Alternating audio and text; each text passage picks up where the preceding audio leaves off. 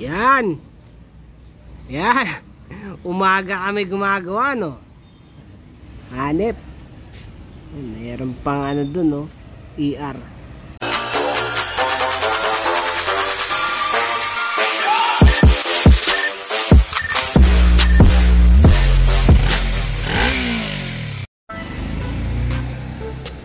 Ito pinagawa sa akin nakaraan. Ang nangyari, ano nga ba nangyari dito? Nabunot lang yung ano, hose. Filter pala. Filter ng gas. Tapos nabunot yung sa fuel sensor. Hindi sa fuel gauge, no? Fuel sensor. Yun lang. Tapos nung ginagamit-gamit, okay naman. Tapos tumirik ang putya. Hindi kasi tumirik. Pinatay niya na lang kasi tuloy-tuloy yung gas nag-overflow. Mukhang may issue yung ano, carb. Kasi nakita ko rin may mga videoan yung mga silant. Tapos yung peka, pinutulan ko nga para tuloy-tuloy. Tulakpan ko na lang ng spark plug para hindi masayang yung gas. Tuloy-tuloy. Ingay, ang daming nadaan-dan. Makita natin yung not easy. Natanggalin yung airbox. Kasama niya yung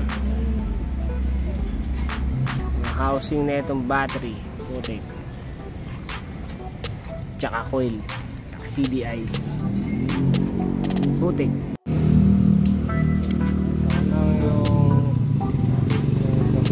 Isa lang yung tornilyo tapos to gutay-gutay na.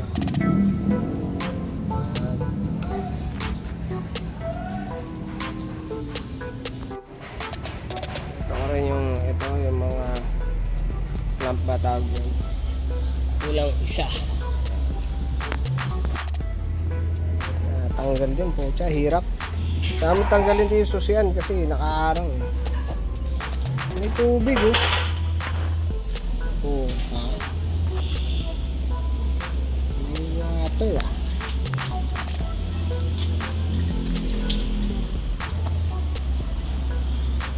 Tapos ito na napansin ako dito yung sinilip ko ayun may ano yan kasi ito what the heck ayan may tubig nga ay hindot ito na gasket may mga sealant pisat na pisat tapos may tubig may nag-gel na dun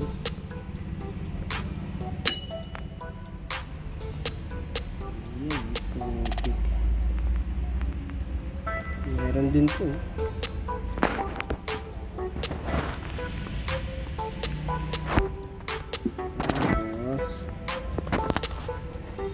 ito lang yung setup yan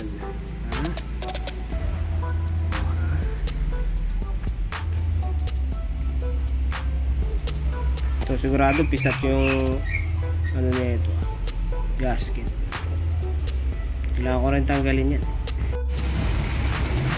yung sinasabi ko putik tapos na yung klase niya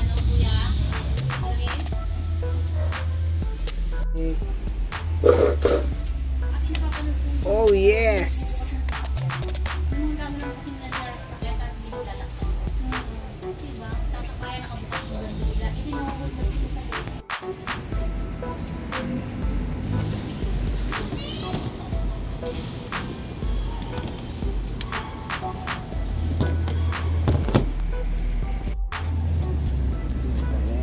problema po siya, hindi ko na-check to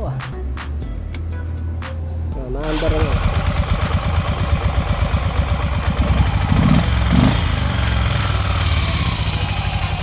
hindi pala gumagana isang makina walang spark wala po siya talaga Ingit.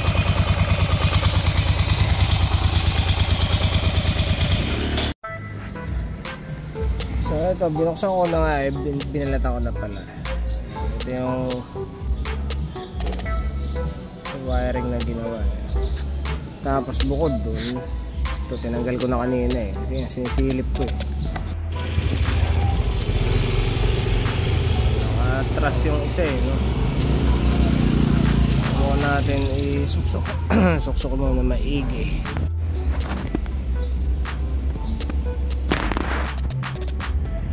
Pareho eh.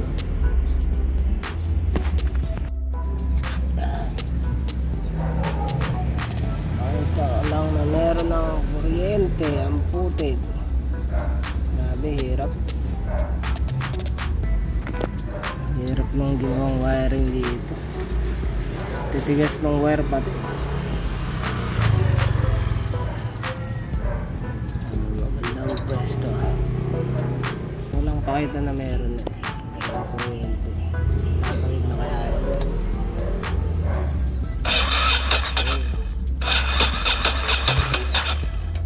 na. So ito na nga, kailangan ayusin yung harness na ito eh. Tsaka ito, tingnan nyo to. Ito sample. Negative terminal. Yun, ito naka-tornilyo no. Okay lang naman kasi naka-ground naman siya. Kaso walang visible na saan kumuha yung backbone.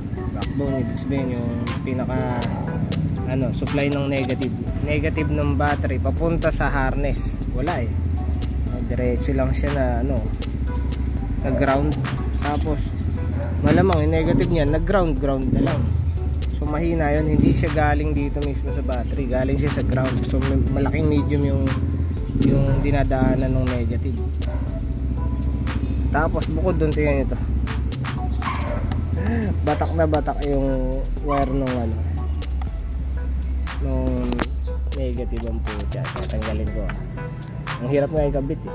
Kasi nga batak na batak. Ayan nakatayo na. Tayo na talaga. Busit. Hindi sa kinukutya ko yung mga gumagawa nito. Bigyan nyo naman ng proper na tayo na pahirapan no? Oh. Yeah. Wala man lang yung drip loop ba o kung mga nagwa-wiring kayo, alam nyo yun, drip loop mga nagwa-wiring kayo sa bahay o kaya sa mga building, drip loop.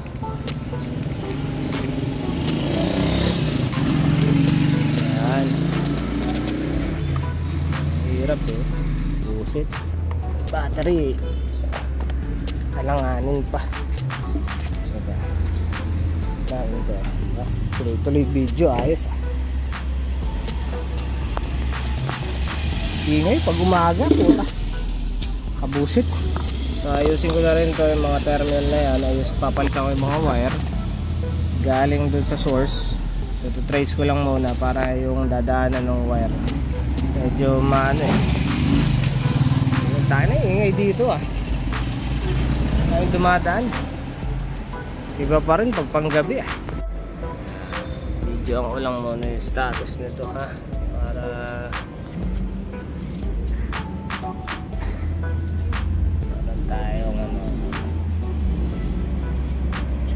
reference comparison pati.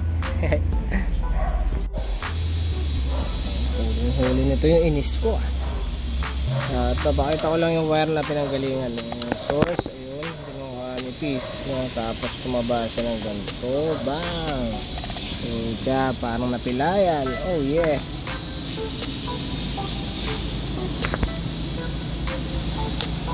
boom. Talaga busit. Ito, nakuha lang ako dito sa marker. Meron si marker na yun. Ang problema, pag tinanggal mo yung socket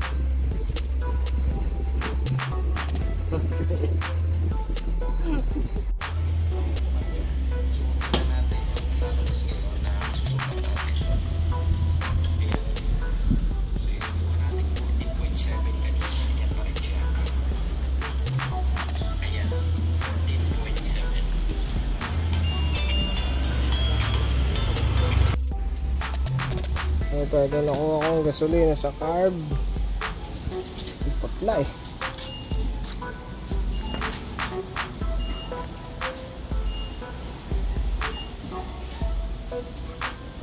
Ayan. Parang halo yung tubig sa gasolina. Yan nga, may tubig nga.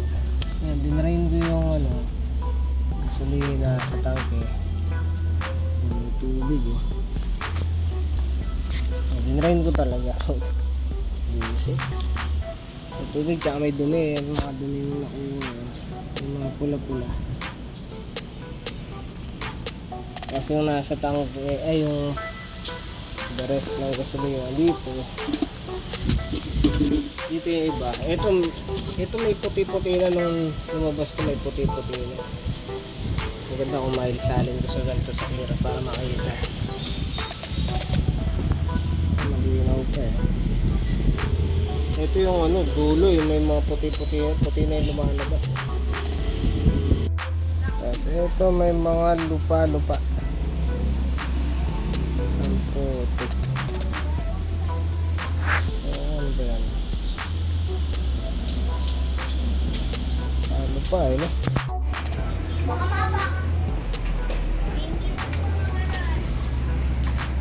Pati yung petcock penalta natin sa loob eh. Tsaka yung fuel filter tinaob ko na lang. Pero yung dapat talaga yung niya, orientation ng fuel filter sa loob. Yan, nakaiwas na siya sa makina no? Yan, all goods na, putik. Pwede na kunin. Hanap na yan.